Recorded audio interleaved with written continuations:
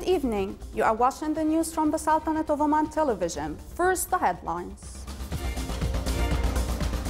The UN envoy to Yemen affirms conflict parties' willingness to return to the negotiating table.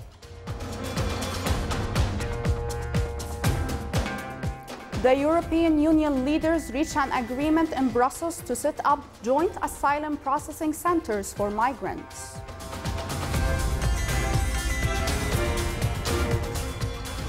And to support the small and medium-sized enterprises community in the Sultanate, the third edition of Tasweeq initiative is launched.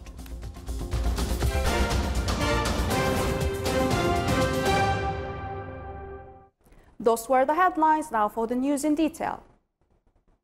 His Majesty Sultan Qaboos has sent a cable of greetings to His Excellency President Joseph Kabila of the Republic of Congo on the occasion of his country's independence anniversary.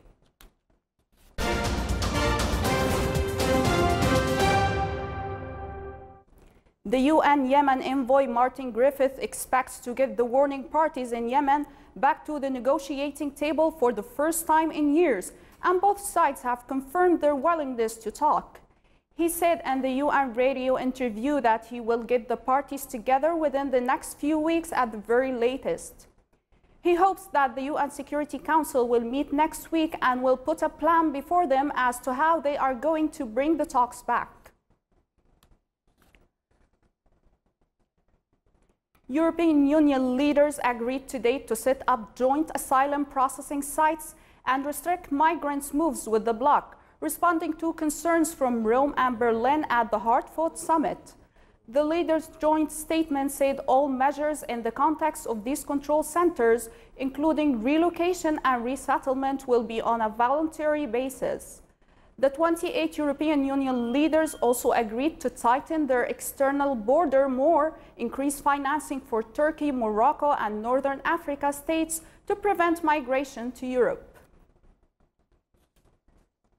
The United States formally ended 7 decades of military presence in South Korea's capital today with a ceremony to mark the opening of a new headquarters farther from North Korean artillery range. The command's move to Camp Humphreys, about 70 kilometers south of Seoul, comes amid a fledgling detente on the Korean peninsula. Although the relocation was planned long before that, most troops have already transferred to the new location, and the U.S. says the remaining ones will move by the end of this year. The U.S. military had been headquartered in Seoul's central Yongsan neighborhood since American troops first arrived at the end of World War II. Located in western port city of Pyeongtaek and close to a U.S. airfield, the new command cost $11 billion to build and is largest overseas for the U.S. base. South Korea has paid about 90% of the cost. For the second time in 2 days, U.S. Defense Secretary Jim Mattis is trying to assuage an Asian ally's worries about America's commitment to the region amid ongoing denuclearization negotiations with North Korea. Mattis met today with the Japanese Defense Minister Itsunori Onodera and afterward told reporters that his visit represents just how strongly we prioritize this relationship between our two militaries. Mattis added that even as the U.S. is in unprecedented negotiations with North Korea in this dynamic time, the long-standing alliance between Japan and the United States is firm.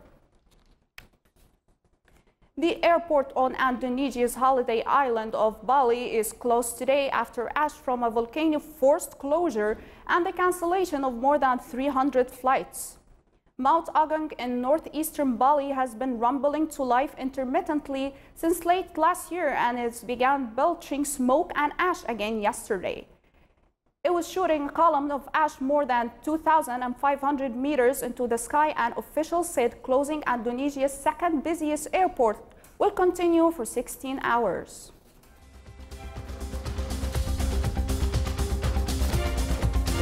Still to come on News Bulletin. Student talents set foot in the field of industrial technologies.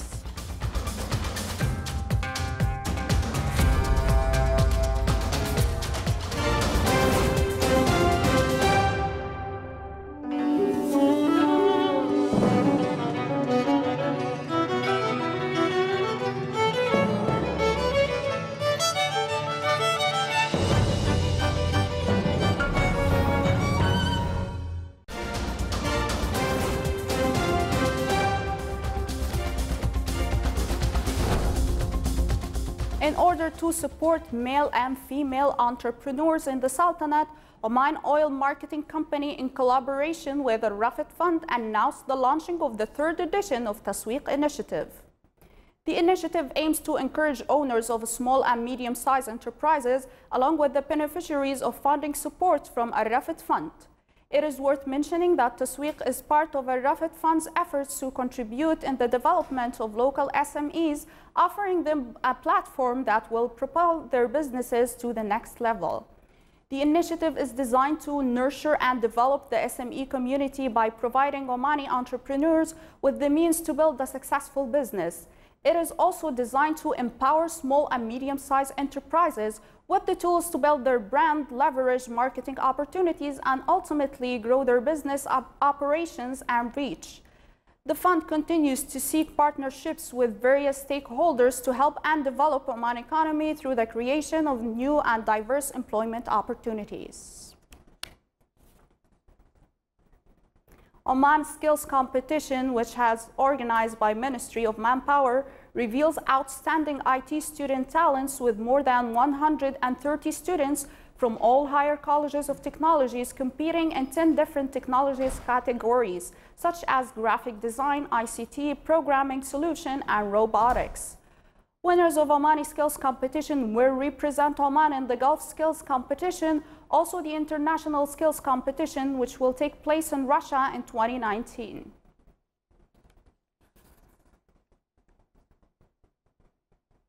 In order to showcase a variety of Omani honey types, Omani Honey Market Exhibition in its 10th edition continues for the third day at Grand Mall Muscat, amid wide participation from honey breeders from various governorates of the Sultanate.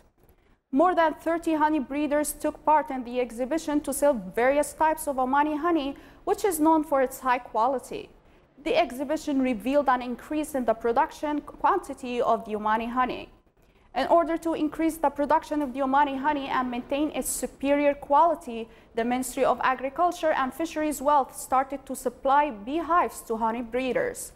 A large number of people visited the Omani Honey Market Exhibition, which started on the 27th of this month and will continue for 4 more days. Gulf securities market continues to fluctuate despite the high international oil prices, which exceeded $75 per barrel.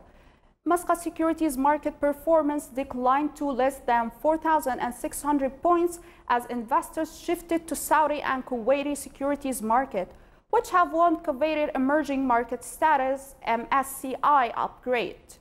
Major players in Muscat securities market focused in their trading on the bank sector, which may help the local market to bounce back the coming period.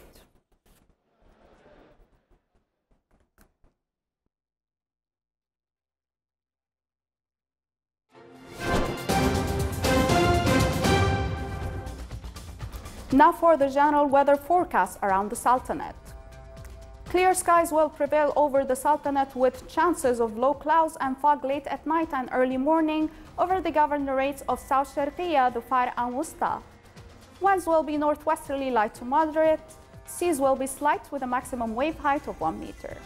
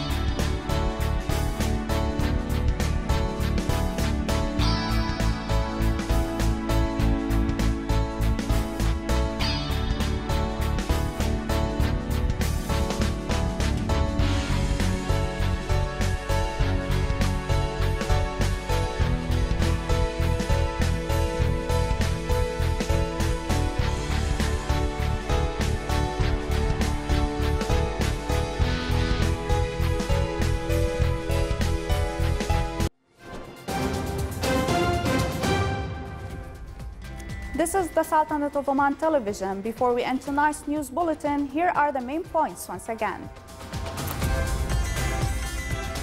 The UN envoy to Yemen affirms conflict parties' willingness to return to the negotiating table.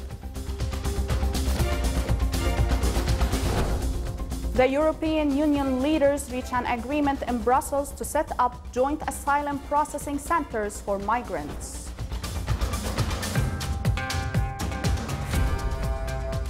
And to support the small and medium-sized enterprises community in the Sultanate, the third edition of Tasweeq initiative is launched. With that, we come to the end of tonight's news bulletin. From all of us here at the newsroom and the studios, thank you for watching and have a great night.